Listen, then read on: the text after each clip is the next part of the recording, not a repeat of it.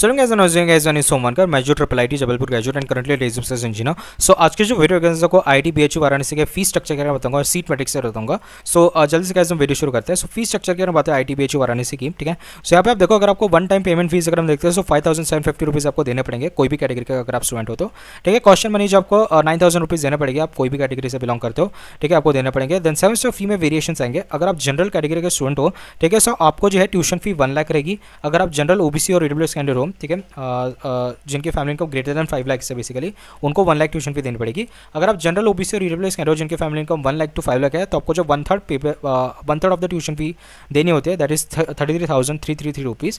तो उस हिसाब से अगर आप देखो तो ये आपकी 1 लाख टू 5 लाख कैटेगरी के स्टूडेंट्स की फीस है।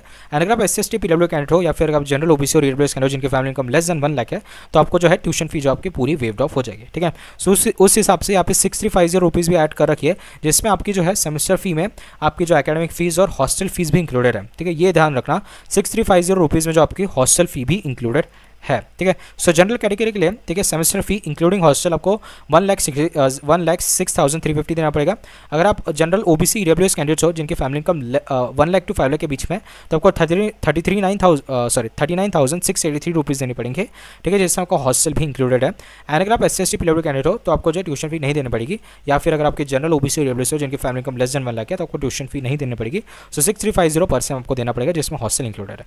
एंड मेडिकल इंश्योरेंस फी जो यहाँ पे 500 रुपीज़ पर ईयर आपको दे रखा है, ठीक है। इसके अलावा 15,000 जो आपकी मेस फीस रहेगी पर सेम, ठीक है, सारे कैटेगरी के स्टूडेंट्स को आपको देना ही है, ठीक है। सो अगर हम उस बेसिस पे आपको टोटल फीस अगर आपको बता दूं 4 साल की बीटेक फीस, जहाँ पे आपकी tuition fee, hostel fee, mess fee, one time fee और अदर फीस आर इंक्लूडेड है। सो आईटी बीएचयू की general OBC EWS family income greater than 5 lakh वाले, ठीक है, उनकी जो हमारी बीटेक की 4 साल की फीस आपके अप्रोक्सीमेटली 10 लाख रुपीज़ रहेगी, जहाँ पे आपकी tuition fee, hostel fee, mess fee, one time fee, other fees are included है। अगर आप जनरल ओबीसी ईडब्ल्यूएस कैंडिडेट जिनकी family income greater than 1 lakh and less than 5 lakh है, सबके अप्रोक्सीमेटली 4.5 लाख रुपीज़ रहेगी आईटी बीएचयू की फीस, ठीक है। देन अगर आप जनरल ओबीसी और ईडब्ल्यूएस कैंडिडेट हो जिनकी family income less than 1 LPM, ठीक है, या अगर आप SC/ST PW कैंडिडेट हो तो आपको अप्रोक्सीमेटली 2 लाख रुपीज़ जाएगी, ठीक है, 4 साल की बीटेक फीस, जहाँ पे आपकी tuition fee, hostel fee, mess fee और वन टाइम फी और अदर फीस सारी इंक्लूडेड है, ठीक है।